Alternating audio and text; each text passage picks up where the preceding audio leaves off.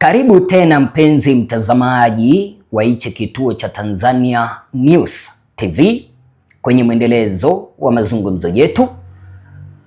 Papa hapa ndipo unapata taarifa za ukweli. Kwa hivyo kitu ambacho nakuomba, kama haujaweza kujiunga na ukumbi huu, chukua sekunde 1, 2, 3 kapiga subscription, kwa sababu ukifanya hivyo utakuwa umeweza kujiandikishia nafasi bora ya kujenga hichi kituo na kuendelea kupata taarifa zetu pindi tu tunapozipakia.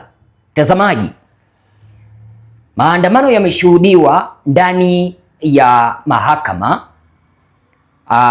mahakama kuu masjala ndogo ya Dar es Salaam, mahala ambapo kesi ya uhaini yake Tundu Lissu ilikuwa inasikilizwa. Maandamano haya, mtazamaji wangu, yalikuwa ya nyimbo za Free Lissu, tunataka katiba mpya, kutoka kwa wale ambao walikuwa wamefika kufuatilia na kusikiliza kesi ya uhaini inayomkabili Lissu.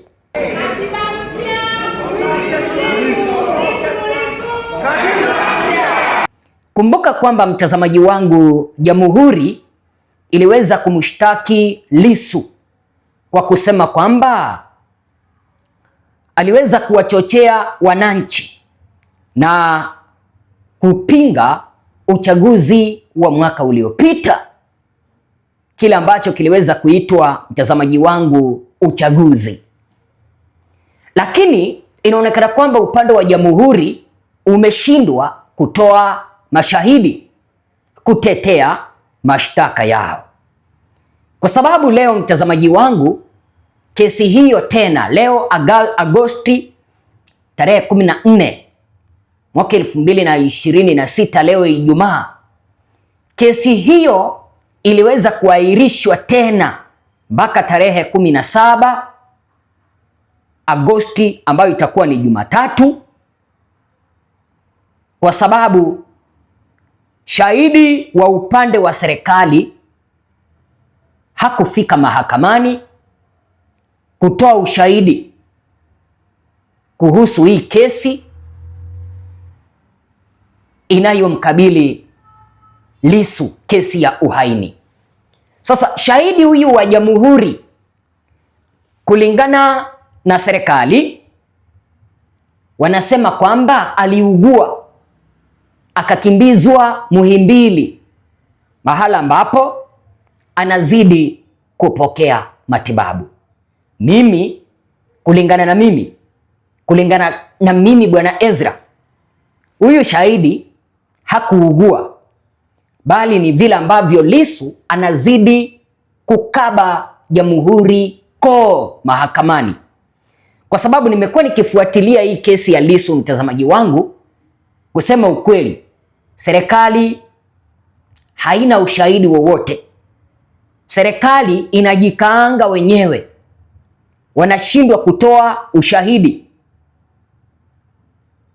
Sijui kama unanielewa. Wanashindwa kutoa ushahidi. Hivyo huyu shahidi wa serikali ni kana kwamba aliogopa,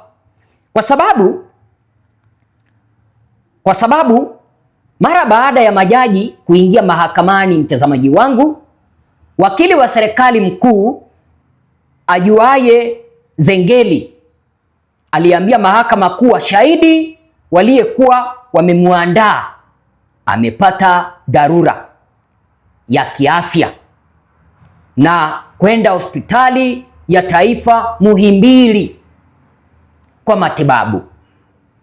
Sasa wakili wa serikali mkuu Ajuaye Zengeli aliingia mahakamani na kusema, waheshimiwa majaji, shauri hili linakuja kwa ajili ya kuendelea na usikilizwaji, lakini shahidi wetu tuliyekuwa tumemwandaa amepata dharura ya kiafya na ameenda kliniki Muhimbili kwa ajili ya matibabu.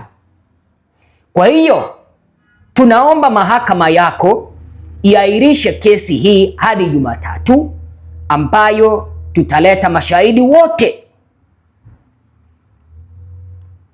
Sasa Lissu alipinga ombi hilo. Lissu alipinga ombi hilo la serikali jamhuri kutaka kesi hiyo iweze kuahirishwa mpaka Jumatatu tarehe 17.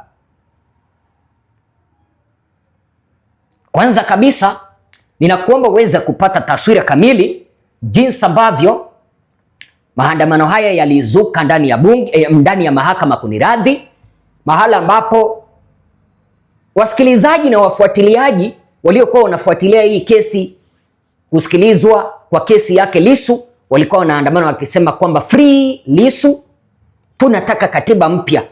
Huku Lissu baada ya shahidi huyu kutoroka na kusingizia kwamba ameugua, Lissu aliweza kuwafanyia ishara wale ambao walikuwa wanasikiliza kesi kwamba amechinja jamhuri.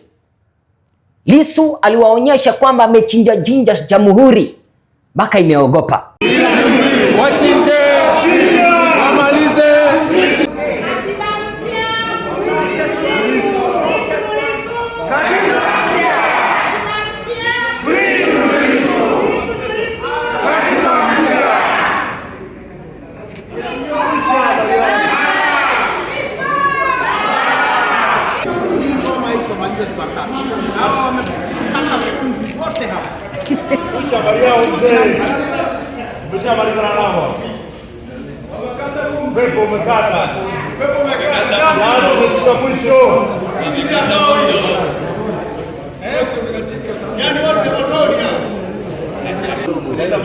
Haya baba. Haya baba.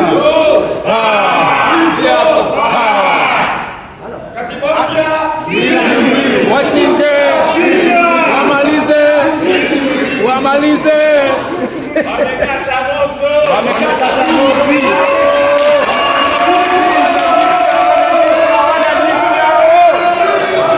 Nimekueleza kwamba mtazamaji wangu, Lissu alipinga ombi hilo la jamhuri kwamba kesi hiyo iweze kuahirishwa mpaka Jumatatu tarehe 17. Eti kwamba ndio wakati jamhuri italeta mashahidi wake wote. Lakini Lissu alisema hivi: waheshimiwa majaji, kulikuwa na amri mlioitoa mwaka jana kwamba upande wa mashtaka ulete mashahidi wasiopungua 2 mahakamani. Kila siku kesi hii inaposikilizwa, hii amri mumeirudia tena Jumanne, Jumatano na jana, lakini hawajafanya hivyo. Sasa Lissu alidai kwamba upande wa mashtaka umekuwa hautekelezi amri ya mahakama kwa sababu majaji hawajachukua hatua dhidi yao. Upande wa mashtaka hawatekelezi amri za mahakama kwa sababu naamini mmeshindwa kuwachukulia hatua kabisa. Waheshimiwa majaji, mmeshindwa kusimamia utekelezwaji wa amri zenu na hamjachukua hatua. Sasa Lissu ndio alipingana na kuahirishwa kwa kesi hii mpaka Jumatatu. Lakini mahakama hii, mtazamaji wangu, ilisema kwamba eti binadamu, shahidi ni binadamu, anaweza kapatwa na changamoto. Kwa hivyo wakaahirisha kesi hiyo mpaka Jumatatu. Lakini kwa upande wangu mimi kama Bwana Ezra, hii kesi ya uhaini inayomkabili Bwana Lissu, ninaona upande wa serikali, ukipenda upande wa jamhuri, haujajiandaa vilivyo. Na kipindi ambapo hawajaweza kujiandaa, mtazamaji wangu, ni ishara kwamba hawana ushahidi wa kutosha. Kwa sababu kama mahakama iliweza kuagiza kipindi ambapo kila siku kesi hii itakapokuwa inaendelea mashahidi zaidi ya 2 waletwe, itawezekanaje serikali inaandaa shahidi mmoja? Ndio, shahidi ni binadamu, anaweza akapatwa na changamoto, anaweza akapatwa na homa, anaweza akaugua, lakini mahakama ilikuwa imeagiza kwamba mashahidi wawe wawili. Kwa hivyo kama shahidi mmoja amepatwa na dharura, shahidi mwingine anaweza akachukua zamu.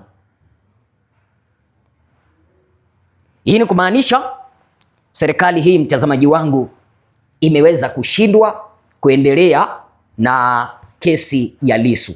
Ni heri tu waweza kumwachilia mtoto wa watu.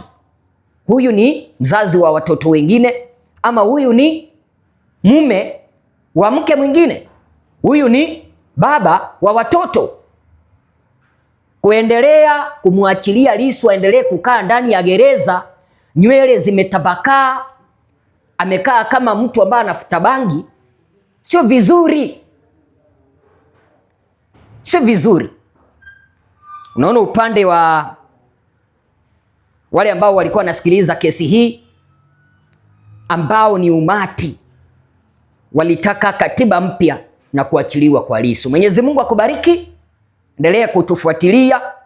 Papa hapa ndipo utakuwa unapata matukio yote ambayo yanaendelea. Sijui wazo lako ni lipi?